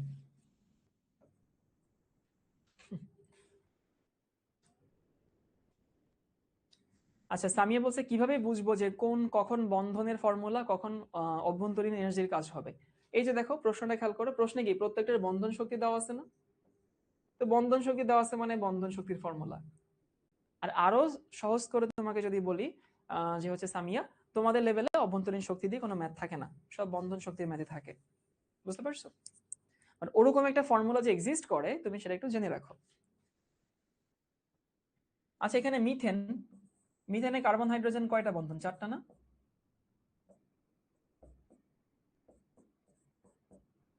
তারপর হচ্ছে ক্লোরিন, ক্লোরিন বন্ধন শক্তি এই যে একটা বন্ধন থাকে।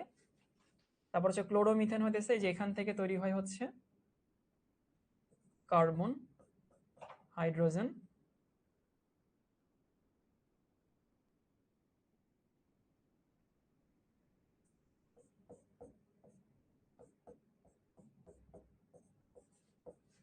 আর হচ্ছে H এবং Cl। দেখো এই হচ্ছে আমাদের আলটিমেট ঘটনাটা ঘটছে।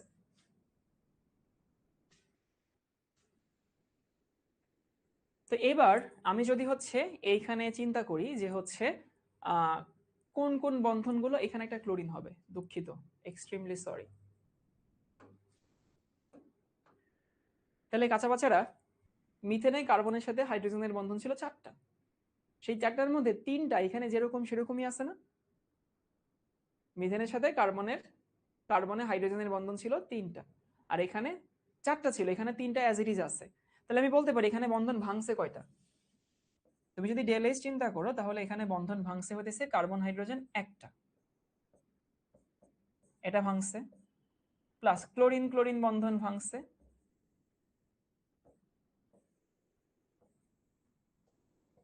মাইনাস এই যে কার্বন আর ক্লোরিনের বন্ধন তৈরি হয়েছে না? তাহলে কার্বন এবং ক্লোরিনের বন্ধন যদি তৈরি হয়, এখানে কার্বন এবং ক্লোরিনের বন্ধন তৈরি হয়েছে, প্লাস এখানে H এবং Cl এর বন্ধন তৈরি হয়েছে। এই ভ্যালুগুলো বসাইলেই, তুমি প্রতিটা ভ্যালু বসাবা, দেখবা এখানে ΔH এর মান আসবে কত? কত আসে? -99 আসে ফারজানা।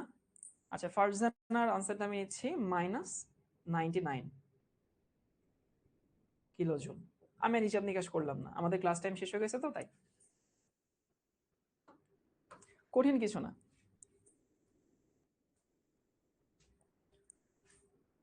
তাহলে বুঝতে পারছো কখন তুমি অভ্যন্তরীণ শক্তি ব্যবহার করবে, কখন হচ্ছে বন্ধন ভাঙা করার হিসাব নিকাশ করবা।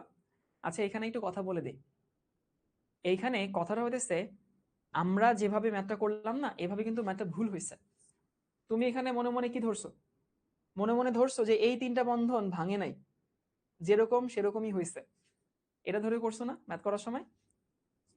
ম্যাথ করার সময় তুমি করছো যে ভাই এই 3টা বন্ধন ভাঙে নাই, যেরকম সেরকমই আছে। কিন্তু আসলে বাস্তবে কি হয় জানো? ওই 3টা বন্ধন ভেঙে যেরকম ভাবে ছিল সেরকম ভাবে 3টা তৈরি হয়। তো দেখা যায় আলটিমেটলি ওই 3টার শক্তির হিসাব নিকাশ কাটাকাটি চলে যায়। তার জন্য কিন্তু আমরা এখানে অঙ্ক হয়েছে। বাট দ্য ট্রুথ ইজ, আসলে এই সবগুলো বন্ধন ভাঙে, সবগুলো বন্ধন নতুন করে তৈরি হয়। এই হচ্ছে আমাদের কাহিনী। টোটাল বন্ড এনার্জি কি ইন্টারনাল বন্ড? না না না, টোটাল বন্ড এনার্জি অভ্যন্তরীণ শক্তি না। সো কয়েকটা ম্যাথ তোমাদের জন্য দেওয়া থাকলো হোমওয়ার্ক হিসাবে। সো এটুকুই ছিল তোমাদের সাথে আজকের সেশনটা। সো আজকের সেশনে আমরা শিখলাম হচ্ছে তাপ উৎপাদিত তাপহারী বিক্রিয়া, অভ্যন্তরীণ শক্তির অ্যাঙ্গেল থেকে হিসাব নিকাশ কেমন হয়, আর হচ্ছে বন্ধন ভাঙা গোড়ার ক্ষেত্রে হিসাব নিকাশটা কেমন হয়। সো ঠিক আছে ভাইয়া, এভাবে ভুল হবে না। সো আগামী ক্লাসে তোমাদের সঙ্গে দেখা হচ্ছে। স্টিল দেন ভালো থেকো সবাই, ঠিকমতো পড়াশোনা করো। আল্লাহ হাফেজ সবাইকে।